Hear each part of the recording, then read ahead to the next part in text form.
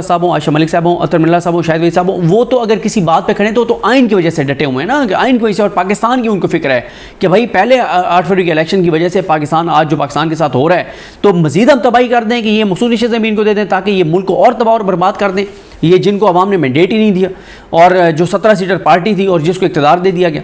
लेकिन काजी साहब जो है वो इसलिए नहीं कि आइन ये वो सारा कुछ, वो इसलिए है कि वो पीटीआई के क्योंकि अगेंस्ट हैं और नफरत है उनके अंदर जो नज़र आती है वाज़े तौर पर उनकी मतलब उनकी गुफ्तगू से, उनके फैसलों से, इस वजह से। और क्योंकि काजी साहब पीटीआई के अगेंस्ट हैं तो इसलिए 4 और जज उनके साथ जाएंगे क्योंकि वो काजी साहब से इधर उधर नहीं हो सकते। बड़ी ख़तरनाक परसेप्शन है। अब आ जाए कि कल काजी साहब ने ऐसे कौन से रिमार्क्स दिए जिसके बाद फिर इलेक्शन कमीशन के वकील सिकंदर मोहम्मद की बात दुरुस्त साबित होती हुई नज़र आ रही है। लेकिन सवाल मेरा इंपॉर्टेंट वही है कि क्या किसी जज ने उनको बताया या किसी और ने उनको बताया, क्योंकि फैसल वाडा साहब ने भी यही बात की है, अब सिकंदर मोहम्मद भी यही बात कर रहे हैं और फैसल वाडा साहब भी काजी साहब के बारे में जो खबर देते हैं वो वैसे दुरुस्त साबित होती है। काजी साहब ने कहा कि पीटीआई ने कई सालों से इंटर पार्टी इलेक्शन नहीं करवाए। मामला वो जब इलेक्शन कमीशन के वकील ने कहा कि ये करवा देते इंटर पार्टी इलेक्शन 13 जनवरी से लेकर 7 फरवरी के दौरान तो इनको मिल जाता, तो काजी साहब कहते हैं कि इसका इल्ज़ाम सुप्रीम कोर्ट को मत दें। फुटबॉल मैच में भी एक्स्ट्रा टाइम होता है, फिर इंजरी टाइम होता है, तो इनको तो एक्स्ट्रा टाइम से भी आगे इनको टाइम दिया गया, लेकिन इन्होंने इंटर पार्टी इलेक्शन नहीं करवाए। काजी साहब कहते हैं कि गेम खेला ही नहीं गया, तो कैसे कह सकते हैं कि हमने गेम खेला है, ये नामुनासिब बात है। हालांकि काजी साहब ये कह रहे हैं कि इन्होंने इंटर पार्टी इलेक्शन करवाए नहीं है। ये बात पाकिस्तान का बच्चा जानता है कि इंटर पार्टी इलेक्शन हुए हैं, ऐसा नहीं है कि इंटर पार्टी इलेक्शन जो है वो ना हुए हों। लेकिन मसला ये कि इलेक्शन कमीशन ने कहा था कि इंटर पार्टी इलेक्शन कानून के मुताबिक नहीं और हम एक्सेप्ट नहीं करते, ये है जो एक फैक्चुअल बात। उसके बाद काजी साहब कहते हैं कि इमरान खान वज़ीर-ए-आज़म थे तो उन्होंने इलेक्शन कमीशन को ख़त लिखा, इलेक्शन कमीशन से 1 साल का वक्त मांगा, इलेक्शन कमीशन ने फ़राख दिली दिखाते हुए 1 साल का वक्त दे दिया। फिर जब वो बात आई कि बाप को तो इन्होंने नशिस्तें दे दी थी, मखसूस नशिस्तें, हालांकि उन्होंने KPK से इलेक्शन भी नहीं लड़ा था और लिस्ट भी नहीं दी थी, तो पीटीआई को क्यों नहीं दे रहे। तो काजी साहब ने यहाँ पे, अच्छा काजी साहब का मसला है कि वो इंतहाई भोंडी सी मिसालें देते हैं, इंतहाई मतलब अजीब सी बेरब्त से जुमले होते हैं उनके। उस पर काजी साहब ने कहा कि एक वकील दलाइल दे रहा था तो उसको कहा गया कि सुबह तो आप कुछ और कह रहे थे, तो उसने कहा कि अब मैं ज़्यादा अक्लमंद हो गया हूँ, या ये कह सकते हैं कि अब मैं कम खौफज़दा हूँ इसलिए मैं दुरुस्त बात कर रहा हूँ। तो उन्होंने कहा कि इलेक्शन कमीशन ये कह सकता है कि अब हम ज़्यादा अक्लमंद हो गए उस वक्त से, अब शायद हम ज़्यादा अब हम कम खौफज़दा हैं और आज़ादी के साथ फ़ैसले कर रहे हैं। तो काजी साहब इस तरह से डिफेंड कर रहे हैं इलेक्शन कमीशन को। फिर काजी साहब ने JUIF वाले भी जब फंसे, जिसमें उनके आइन में लिखा हुआ है कि कोई गैर मुस्लिम उनका मेंबर नहीं बन सकता, तो उन्होंने कहा वो मिस प्रिंटिंग है ये वो, तो वहाँ पर भी काजी साहब ने कहा कि हाँ आप अपना असल मंशूर दे दें और उनको रेस्क्यू किया। काजी साहब कहते हैं कि आपकी और वो अटॉर्नी जनरल से गुफ्तगू कर रहे थे लेकिन मुखातिब अपने जजेस को कर रहे थे। आपकी अप्रोच और मेरी अप्रोच में फ़र्क है। मेरे हिसाब से तो अंग्रेज़ी में लिखी हुई बात है, यानी आइन में अंग्रेज़ी में लिखी हुई बात है और वो बहुत आसान है। हम और पता नहीं कितने दिन इस चीज़ पे गुजारेंगे कि आर्टिकल 51 की तशरीह क्या है। अगर आइन ऐसा बना, आइन में वो असल में कैसा एतराज़ कर रहे थे कि आइन की जो तशरीह है ना, हम वो क्यों करने जा रहे हैं। आइन का आर्टिकल 51 क्लियर है, जो इलेक्शन कमीशन कह रहे हैं वही आइन की तशरीह है, वही आइन है, तो हम क्यों आइन की तशरीह करने जा रहे हैं और हम पता नहीं कितने दिन इस पर लगा देंगे।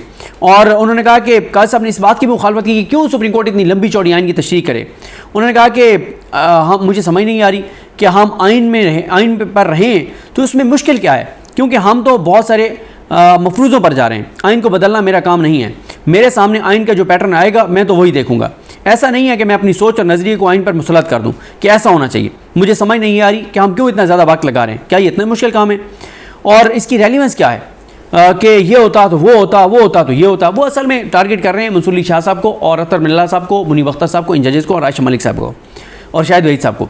काजी साहब कहते हैं कि एक बात की मुझे बहुत तशवीश है जिसका किसी ने जिक्र नहीं किया और अटॉर्नी जनरल साहब आपने भी इस पर बात नहीं की। मुझे तवक्को थी कि आप इस पर बात करेंगे, तो अटॉर्नी जनरल साहब ने कहा कि मैं अभी वहाँ नहीं पहुँचा। तो चीफ जस्टिस ने कहा, काजी फैसल साहब ने, कि आप शायद वो बात करें या ना करें, और वो बात यह है कि सुप्रीम कोर्ट का एक काम है और एक काम हुकूमत का है। इलेक्शन कमीशन हकीर इदारा नहीं है, ना ही इलेक्शन कमीशन सुप्रीम कोर्ट या हुकूमत के मातहत है। अच्छा, यहाँ पर एक बात देखें कि वो इलेक्शन कमीशन जिसने 8 फरवरी के इंतखाबात के 9 फरवरी को नताइज तब्दील करके आज मुल्क को इस जो आज तबाही और बर्बादी में धकेला है, वो इलेक्शन कमीशन का उसमें मेन किरदार है 8 फरवरी के मैंडेट चोरी में।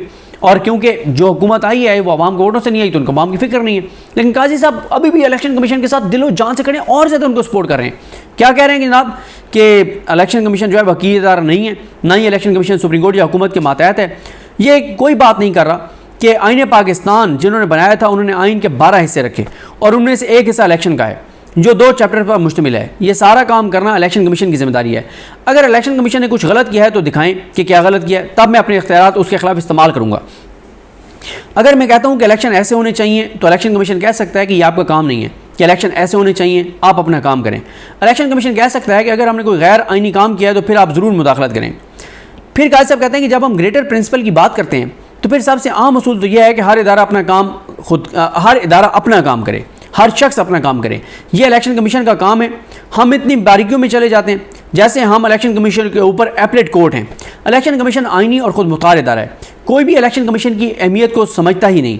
अगर इलेक्शन में लोअर लेवल पर धांधली हुई है तो जब तक हमारे पास किसी तरीके से केस नहीं आएगा तब तक हम बैठकर नज़रसानी नहीं करने लगे। ये बेसिकली वो अतर मिल्ला साहब की उस बात का जवाब दे रहे हैं जो नोट में भी लिखी है, जो बार बार वो बात करें कि 8 फरवरी के इंतखाबात में धांधली का मामला सुप्रीम कोर्ट को टेकअप करना चाहिए।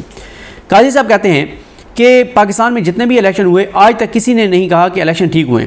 जीतने वाला कहता है कि इलेक्शन बिल्कुल ठीक हुए, हारने वाला कहता है कि इलेक्शन ठीक नहीं हुए। इलेक्शन कमीशन का तकर्रुर हुकूमत और अपोजिशन करते हैं, अदलिया तो करती नहीं। अगर इतनी होलिस्टिक चीज़ें देख रहे हैं तो फिर ये भी देख लें कि इलेक्शन कमीशन क्या चीज़ है। हो सकता है मैं बहुत सारी चीज़ों पर इलेक्शन कमीशन से इख्तलाफ करूँ, लेकिन मैं मुदाखलत उस वक्त करूँगा जब वो गैर आइनी काम करेगा। किसी ने आज तक इस केस में मुझसे ये बात तो नहीं की और रंजन साहब पता नहीं आप इस पर कमेंट करना चाहते हैं या नहीं करना चाहते। अब आप देखें कि काजी साहब ये फरमा रहे हैं कि जनाब इलेक्शन कमीशन जो है वो बिल्कुल उसके इख्तियारात थे, उसने PTI को मखसूस निशस्त नहीं दी तो बिल्कुल ठीक किया और आइन में भी ये लिखा हुआ है। इस पर हसनात मलिक साहब ने एक व्लॉग किया कि काजी साहब ने कब कब जो है वो आइन की जो टेक्स्ट है उससे हट के उसकी तशरीह की, उसका मतलब लिया और कब कब काजी साहब ने अपने लिए अपनी ज़ात के लिए भी उसका फ़ायदा उठाया, उस पर अलग किसी वक्त बात करेंगे। तो अब जैसे मैंने अर्ज़ किया कि ये केस काजी साहब ने अपनी ज़िद और अना का केस एक परसेप्शन बन गई है कि वो बना लिया है और क्योंकि काजी साहब ने ज़िद और अना बना लिया है तो वो हर सूरत में PTI के ख़िलाफ़ जाएंगे और क्योंकि PTI के वो ख़िलाफ़ जाएंगे तो उनके साथ अमीनुद्दीन खान साहब और जमाल खान मंदोखेल साहब, नईम अफ़गान साहब, इरफान सादत साहब, ये जजेस इसलिए उनके साथ, मोहम्मद अली मज़ साहब इसलिए उनके साथ जाएंगे कि क्योंकि काजी साहब इस तरफ जा रहे हैं तो इसलिए हम इस तरफ जा रहे हैं। इसलिए नहीं कि हमारा हलफ ये कहता है कि हम इंसाफ पे मबनी फ़ैसले करें और कोई हम किसी के लिए कोई बोझ ना रखें, नफ़रत ना रखें, कोई फेवर ना दें, लेकिन क्योंकि काजी साहब इस तरफ जा रहे हैं तो इसलिए हम जा रहे हैं। तो ये तो सीधी सीधी जजेस के अपने हलफ के ख़िलाफ़ है। ये परसेप्शन होना भी बहुत ख़तरनाक है।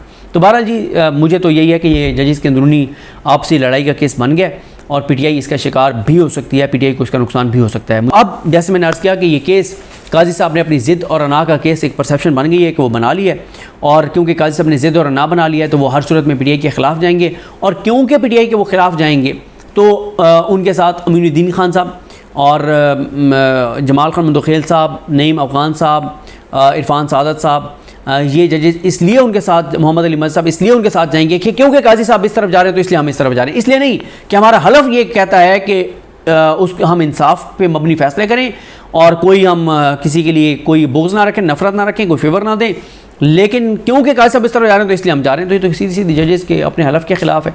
ये परसेप्शन होना भी बहुत ख़तरनाक है। तो बहरहाल जी मुझे तो यही है कि ये जजेस के अंदरूनी आपसी लड़ाई का केस बन गया और PTI इसका शिकार भी हो सकती है, PTI को इसका नुकसान भी हो सकता है।